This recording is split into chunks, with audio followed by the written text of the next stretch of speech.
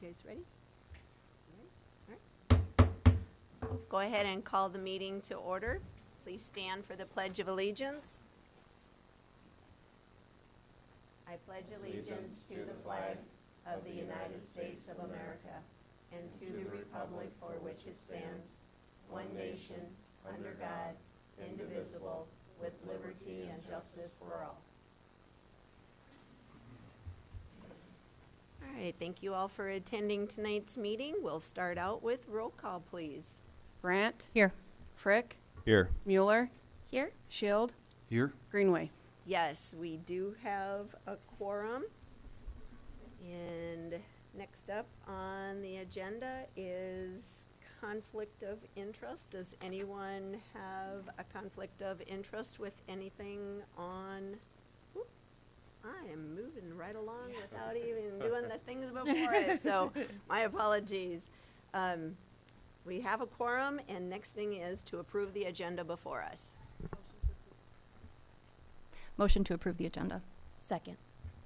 All right, we have a motion and a second to approve the agenda. Any discussion? Hearing none, roll call, please. Brandt. Yes. Mueller. Yes. Frick. Yes. Shield. Yes. Greenway. Yes.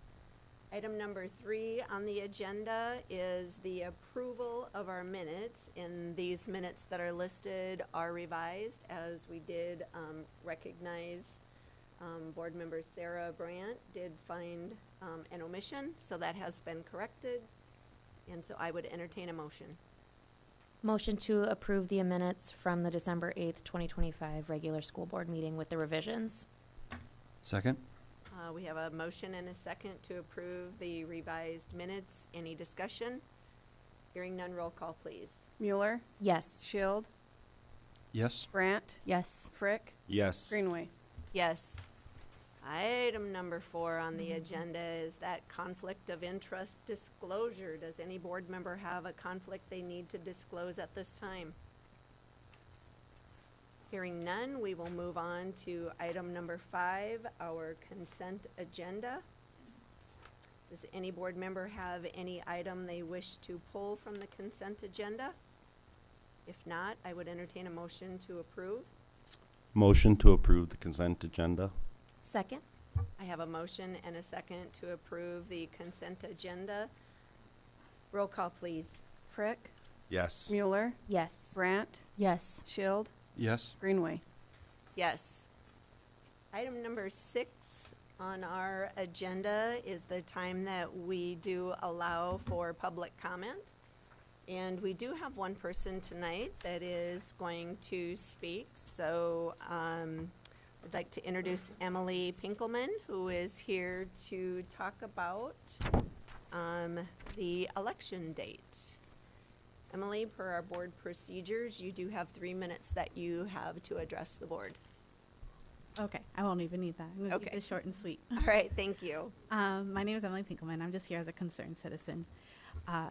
Voting rights are very near and dear to my heart, so I'm very concerned about putting our school board election on the primary ballot because independents usually do not show up to the primaries, and Democrats normally don't have a candidate to vote for in the primaries as well. So I feel like you would actually unintentionally be creating a voting atmosphere where one particular party is mostly represented. So I would really like you to consider putting our school board elections on the general ballot, and that's all. Great, thank you for sharing your information with us.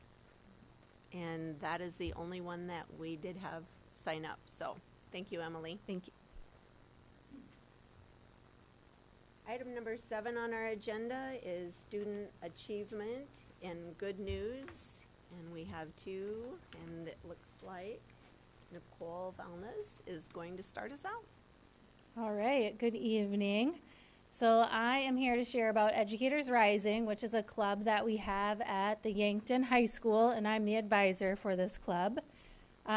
We are in year 3 of Educators Rising as a club at Yankton High School. This year we have 17 active members.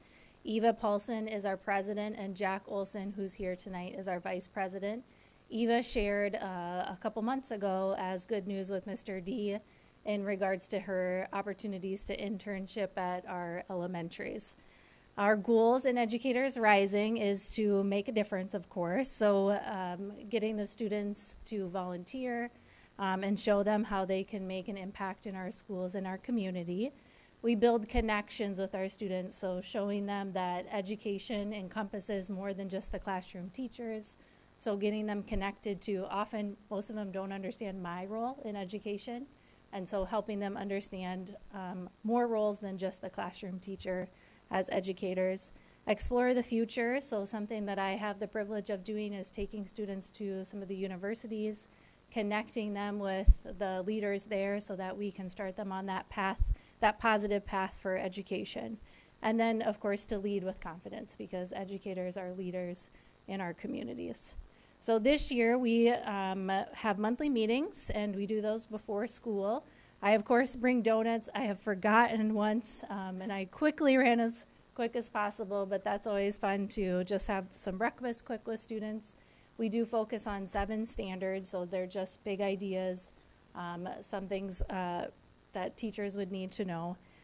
This last one we talked about is building relationships and how that's an important part of being an educator. We also will attend 2 different expositions. One was at SDSU this year, and then upcoming here in February, we're going to go to Mount Marty. When we are at these expositions, we get to meet some of the staff, some of the current students in education. We get to tour the facility, learn about their coursework. It's really an amazing experience. I enjoy doing that. Also this year, we provided conference treats to the YHS staff, and then the students in Educators Rising wrote them some thank you notes as well. Showing appreciation is important for our goals too. And then this month, we are leading kindness lessons at the elementary. So the students are working with an elementary teacher, and they are going to present a lesson on kindness. So to share a little insight from a student perspective, Jack is here tonight to share. Jack?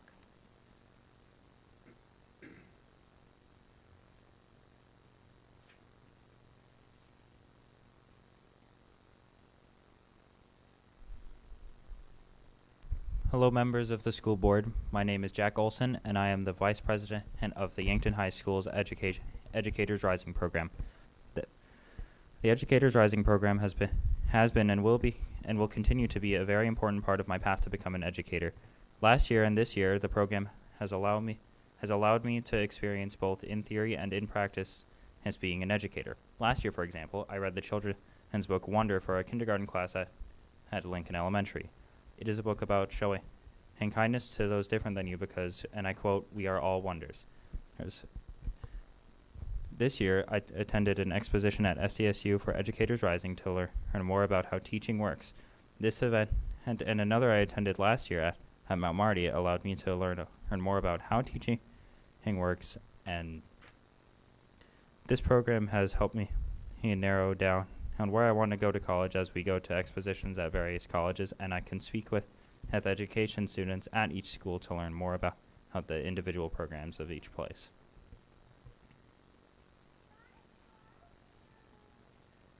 All right, this year we've also have the opportunity in Educators Rising to participate in a grant. And through our grant, we do different lessons, but then we also have the opportunity to partner with some students at the high school with a teacher assistance program. And so the student at the high school, I have Byron here. He's one of our teacher assistant participants. He participated in first semester, and then he's participating the second semester. So he's matched up with some elementary teachers, getting experience in lesson planning. He had to interview the teachers, did different assessments to learn about assessment giving at the elementary. And then for his work and participation, he did earn a $500 stipend each semester as well, since we are participating in the grant. And so I'll let him share about that process. Hello, board. My name is Byron Jimenez. I'm a senior. It's my senior year, and I was introduced to this by Ms. Volness one day when I was walking in class. Mr. Hart called me down to the office, and I had a chat, and it was fun, and I was very intrigued because I asked Mr. D this year for my internship if I could go to elementary schools and help with non-English speaking students and help translate. And Mr. D and Mr. Mitzel and Mr. Lucas were able to match me up with classrooms that have kids that don't speak English, and I go there and help out and try to translate for those students who don't speak English. So I'm very thankful for that. And at the same time, with this program, I'm allowed to go in, help, and make mini lessons for mini groups and take them to different spaces. And with each small group, you learn a little different things about the students and how their lives are and how they learn, which I'm very thankful for, and it is helping me choose my future career, especially when it's coming up this year. So yeah, thank you. All right, and then more than just Educators Rising, like you heard, I think it was at our October school board meeting, we have an opportunity for our students, our high school seniors, to intern in education, so in Yankton itself. And then we also have an intro to education class that we run second semester for juniors and seniors. I had the opportunity to stop into that class this last week. And in that class, they also get to sign up with USD for credit, and it's an Education 101 class. So as they step into college next year, they already have that class done too. So we have a very I can't think of the term, but a great program for our future teachers, sorry. So any questions for myself or Jack or Byron? Any questions from the board? All right, excellent. Thank you, Mrs. Valnes. Thank you, Jack. Thank you, Byron, for sharing your perspective with us as well, too. Next up, we have Mrs. Smith, correct?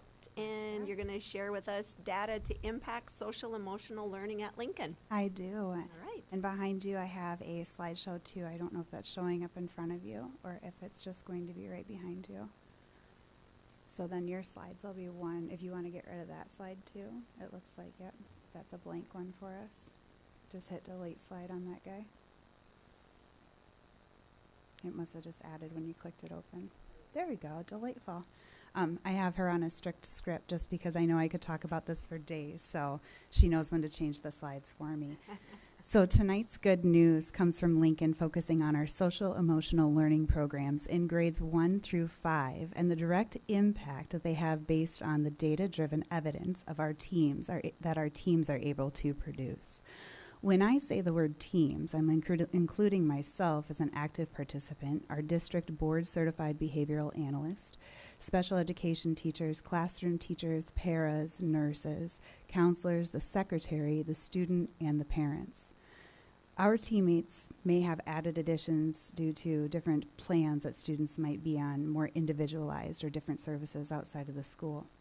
Behavior is a conversation that's becoming perennial in elementary classrooms, and I've had experience in being directly a part of these discussions regionally amongst educational conferences.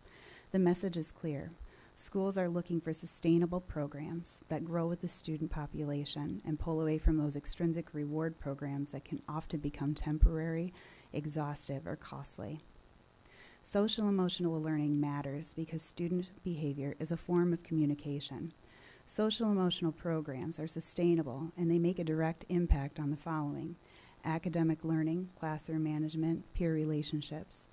Often shortened to SEL, our SEL approach is intentional, data-driven, and responsive to the individual's needs. Instruction is matched with the function of behaviors rather than the labels. This means that we're looking for the why, or why the behavior is occurring or what the behavior is trying to say, rather than saying, well, this child has been diagnosed with whatever it may be. So the common behaviors exhibited are X, Y, and Z. Data is taken on frequency, duration, or intensity of behaviors, and decisions are guided by the classroom behavior trends, office referral data, teacher observations on the student, students' need, and tiered supports. The tiers are split up into 3 different sections. Tier 1 is your general education classroom. Tier 2 is a small group setting where the focus is a social skill. This group could be made up of students of the same age or mixed of grade levels depending on the skill or the need that's taught. These students also participate in their classroom Tier 1 programming. Tier 3 is an individualized plan based on the student's specific needs, delivered one-on-one by the special education teacher or sometimes by our BCBA. These students are also taken in part into the small group skill-based in Tier 2 and their classroom Tier 1 programming. This might be an example of a Tier 1 general classroom programming. Be Good People, for example, is a free website that the lessons are built with different grade levels in mind and their social skills. We're using this as a method delivered to a whole group, for example, one classroom. In the 5th grade starting the 2nd semester, I myself will be going into the classrooms every other week implementing lessons for 4 weeks. After the 4 weeks, the team and I will see if the data shows an improvement through our frequency we've chosen on a target behavior. If an improvement is made, then I will go through after that modeling and professional development with our teachers, looking at this is explicitly how we want it taught, and this is the fidelity that we want to teach it with, and then we'll hand that over to our classroom teachers, and we'll continue to do fidelity checks and check in with their data as time goes on. Small group, for example, in Tier 3 might be working with 2 different types of things. Counselors are working with recommended groups that teachers are giving them recommended names of students. These are the social skills that they need to be working on. We currently have 3 different groups working with our counselors. 2 of those groups are meeting 2 times a week. 1 of those groups is meeting 1 time a week. In tandem with that, we have our special education services that are working with small social skill groups. Now, these groups are looking at longer timelines, and they may be doing check-ins and reviewing more rapidly with like every 2 weeks. They might be working through a group where data check-ins are looking at focusing on psychological flexibility, which includes skills such as critical thinking skills. And it teaches students to notice and accept thoughts and emotions, stay present in the moment, and choose actions along with their values. AIM is a Tier 3 program that stands for Accept, Identify, and Move. This is used with students in a one-to-one setting at Lincoln. However, the research says that you can use it Tier 1 through Tier 3.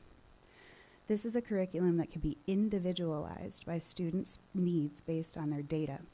Data check-ins for these students are every 2 weeks in frequency, with the team allowing fluid planning in deciding if the skill needs more time or if the student needs to change based on the continuum and adjust based on what they're seeing. Now, why this approach works? Because it addresses the root cause of behavior. It's got the psychological flexibility, and that improves emotional regulation, student decision-making, academic engagement, and the most effective when adults model these things school-wide. And to remind you of those takeaways, SEL instruction is intentional, it's data-informed, it's sustainable, it aligns with the child's development all the way 1 through 5, and it builds lifelong schools for students and staff.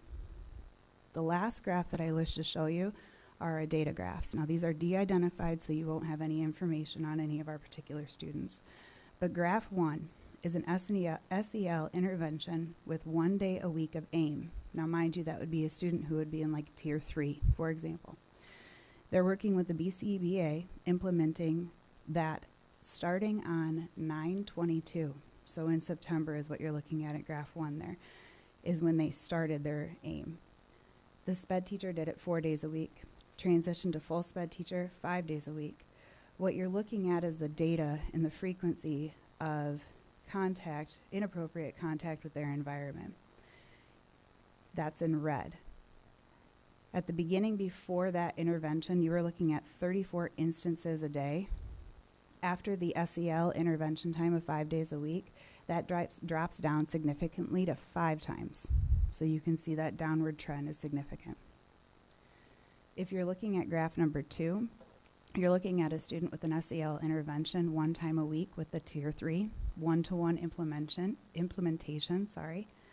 Students continue that 1 time a week, 3 times a week with the special education teacher, 1 time a week with the BCBA. You're looking at a duration on graph 2. So that student's duration was at 45 or 47 minutes before the SEL, After SEL implementation, that has cut down 20 minutes at least. So you're looking at another downward trend. Graph 3 and graph 4 are very important because they work side by side truly. Graph 3 is before any SEL. Graph 4 is after. You can see the significant change. I can tell by your faces. So that's a little bit about what we're doing at Lincoln and how we're using it and the great impacts that we're having. Any questions? Amy, is chart 3 a student or a group? Student?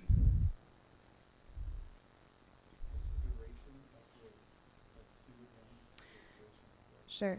Non-compliance. You're looking non-compliant average.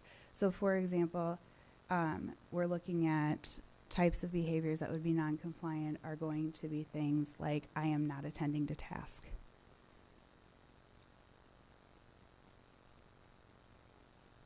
It's awesome to see the trends. I don't have a question. It's just really neat to get to see it and see it in action. Do you have any, I mean, the data shows that it's working. Do you have any like qualitative data report back from teachers and yourself just witnessing the quality that's changed with some of these implementations starting?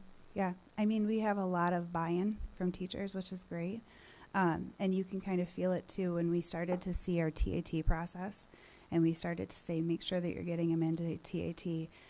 That to me was a qualitative piece, because if you don't have buy-in from your teachers or they think that's a dead-end process, they're not going to TAT those kiddos. But when they start to really put in that time to fill out those forms because they know that there's going to be a process that helps them along, or they're interested in coming to you or into my team that says, hey, we'd like some assistance we'd like to have these conversations and sit down, that's a buy-in for me. That's a qualitative piece that I think is incredibly important. Yeah, and I think it's really important too, you know, as much as you can have a program laid out, but it's not just here we're doing something, it's actually showing change within the students is what is most important. So thank you for your report, thank you for your efforts, and thank you to your staff's efforts for implementing that. Thank you. All right. Thank you both for sharing your presentations with us. We are going to move on to item number 8, which is going to be starting out with the middle school course catalog. Dr. Yes, Olson. here we are, that time of year already, where we're looking into next year. We're going to get the students here at the middle school and in 5th grade sign up for classes. So I just was looking for your approval for our next year's course catalog. Not a lot of changes, just more precise description of our LCE and our TCE classes. And then also, as you recall, we added that agri-voyage class a couple years ago, and now Mrs. Olson's really expanding, so she's getting a bigger hang of what's going on in her class. And so those are just the couple of changes, obviously the date too. So if you have any questions for me. Any questions for Dr. Olson? As this is an action item, we will need to take a motion to approve the course catalog that is presented. Motion to approve the Yankton Middle School course catalog as presented. Second. All right, we have a motion and a second. Any further discussion? Hearing none, roll call. Mueller, Yes. Brandt, Yes. Frick, Yes. Shield, Yes. Greenway. Yes. B, under number 8, is along those same lines, only Mr. Duracek is going to share the course catalog for the high school. Yep, thank you. As Dr. Olson stated, we're at that time of the year again where we're coming to you for your review and approval of the high school course catalog. There's really 3 different ways that we come in. We have such a fantastic course catalog that I've inherited and that has been put together very, very well. And there's really only times that this changes is when we do our curriculum adoption each year that each of you have been a part of, where we would bring in a different class or maybe bring in or change some classes up and some curriculum design. Another way is we have the Board of Regents or the Department of Education.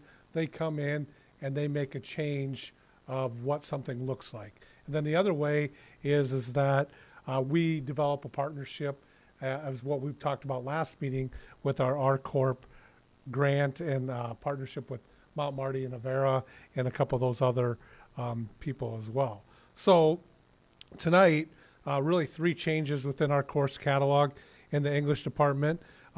This change really becomes because of a board of regents of looking where in our English department, English 1, 2, and 3, we have embedded in English 1 our speech class, and in English 3 we have an American Lit class that is embedded in English 3.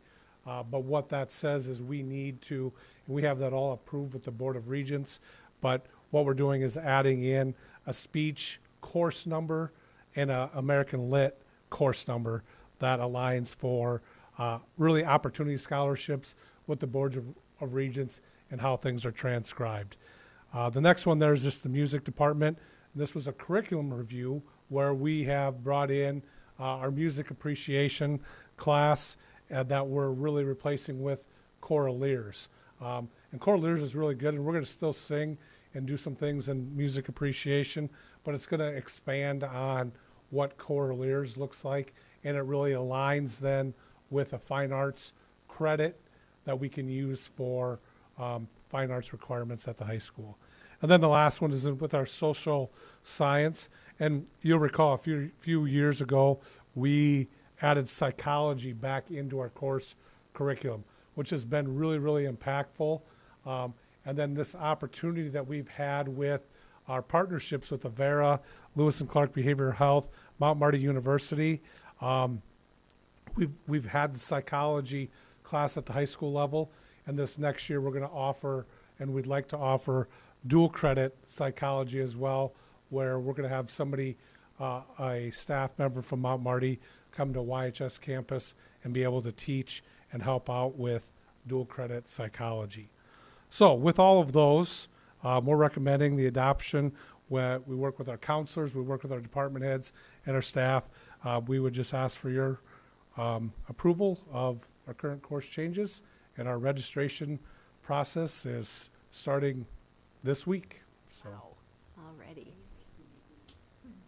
All right, and with that, this also needs to be approved as presented, and it sounds like there's some great things going on with that. So I would open it up for a motion to approve the high school course catalog. Motion to approve the Yankton High School course catalog as presented. Second. All right, we have a motion and a second to approve the 2026-27 course catalog for the high school. Any further discussion? Hearing none. Can I just add that this is just personal? I have a psychology degree, and I love seeing that that's going to be implemented into the high school again. I think it's whether you major in it or use it for any purpose, just that exposure is so critical to understanding how people function, and it's a great thing to implement at a younger age. So, love seeing it. Great. Great. Thank you, Jacqueline.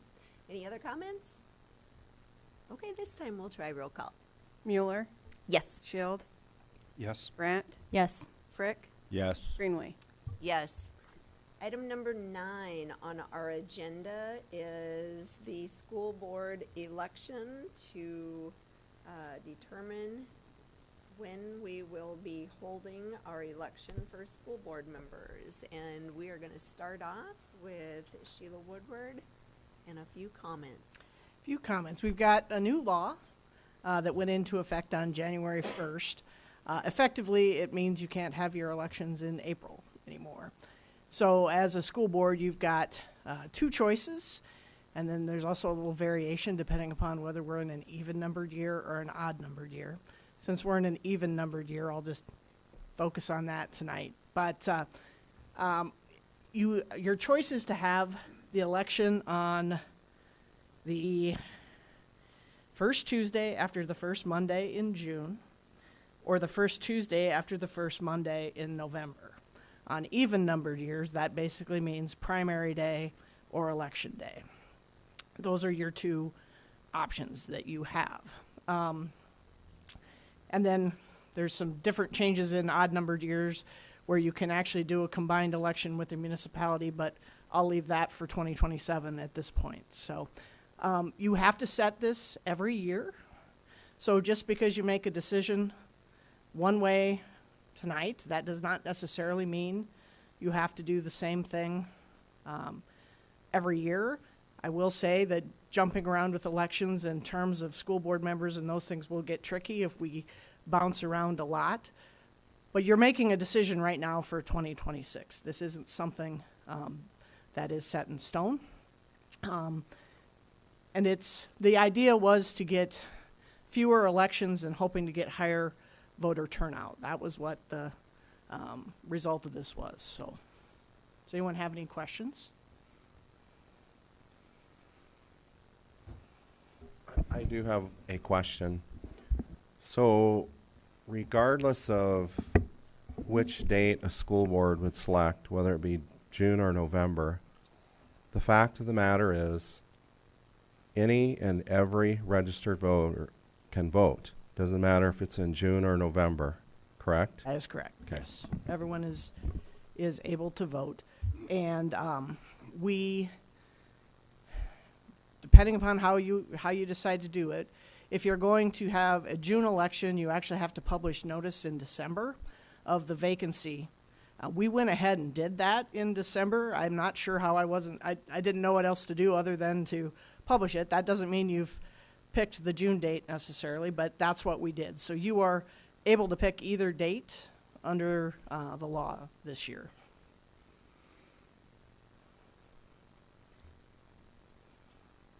I just have a little bit of just some comments. First, I wanted to say thank you for reaching out for public comment. I think it's always important to hear from the public what their opinions are and thoughts are. Another thing I wanted to say, and just thinking over different thoughts on when to have it and when to not have it, it's always important to educate on the elections. Like, thank you for coming and sharing. One, it's not forever. We're not locked in forever. Two, it changes on even and odd years. And three, that every registered voter is able to vote in every election. And I just think education on every election. Even when I was running in Justin with the city, we had to educate individuals that just because you live outside of city limits doesn't mean you can't vote. Please go in and vote. You just won't be able to vote on city commission. It just takes education no matter what election we're doing, but I appreciate public participation and efforts to be informed, but it does take efforts to do that as well. So thank you, Sheila, for your information as well. Thank you, Sarah. Well said. Any other comments from any other board members? I'll just make a quick comment too. And I think this is a really good reminder for everyone, board members, community members, that being on the board, our goal is not based, or our decisions aren't based off politics. And it shouldn't be. We're here to support the district and make decisions for the district, for our students, for administration, for our teachers, for all the employees. Our focus isn't driven by our political background. Now, will some things coincide and maybe overlap periodically just with our own feelings, our own beliefs? Absolutely. But ultimately, our end decisions have to be based on the district and the students, not politically driven. That is one thing I've really loved about this board, is there are lots of political backgrounds, but we're able to keep our focus on the district. It is not driven by outside forces when it comes to political beliefs or feelings. So I just think this was a really good reminder for all of us that that's our intention, that's our purpose here on the board. Yes, it falls into an election. Yes, we have people voting us into the positions, and that is a part of it. But our goal up here as a board is not politically driven. And I just think it's a good reminder. I would also like to say thank you. People have reached out. Yes. I didn't think it would be that controversial of a decision to make when I first saw it and we first discussed it, but after hearing the concerns, I appreciate hearing that from the public. It gives us opportunity to have discussions one-on-one to help us make a better informed decision, and I think with people reaching out, you can make a more informed decision, and we all want to make the best decisions.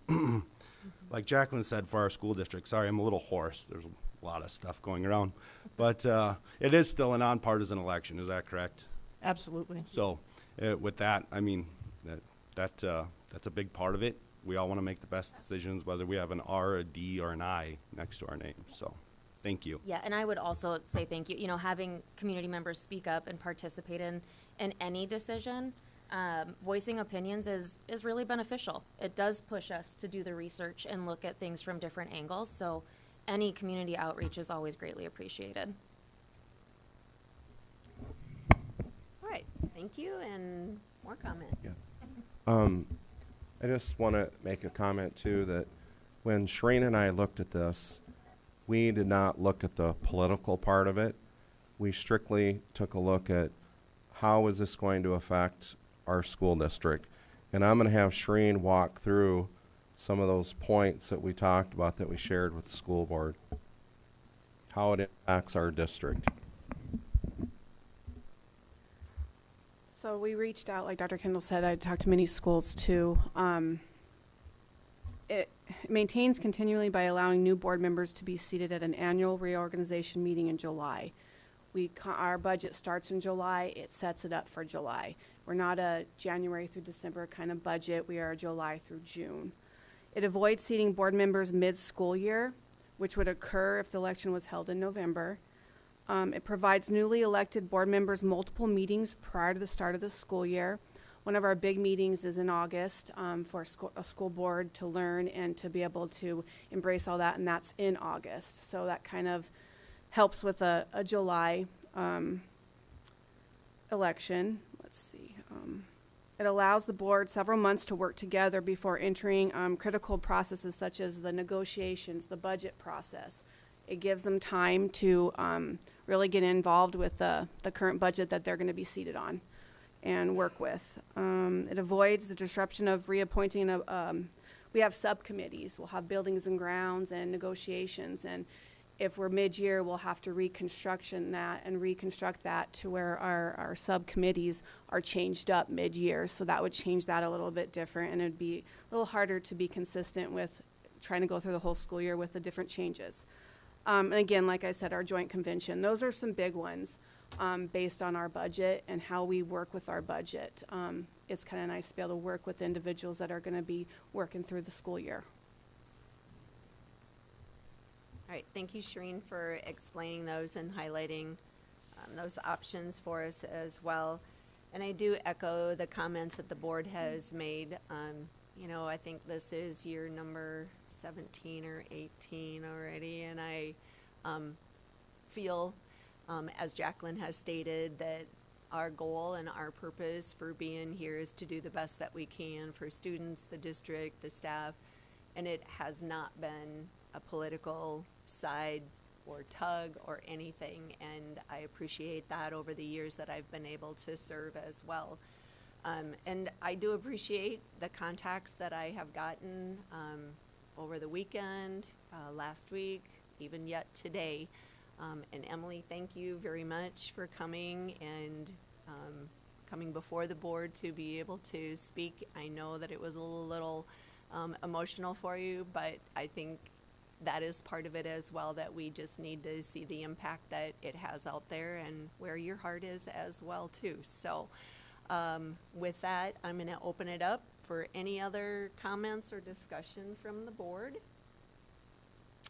And then hearing none, this is an action item, and so I would open it up for the motion.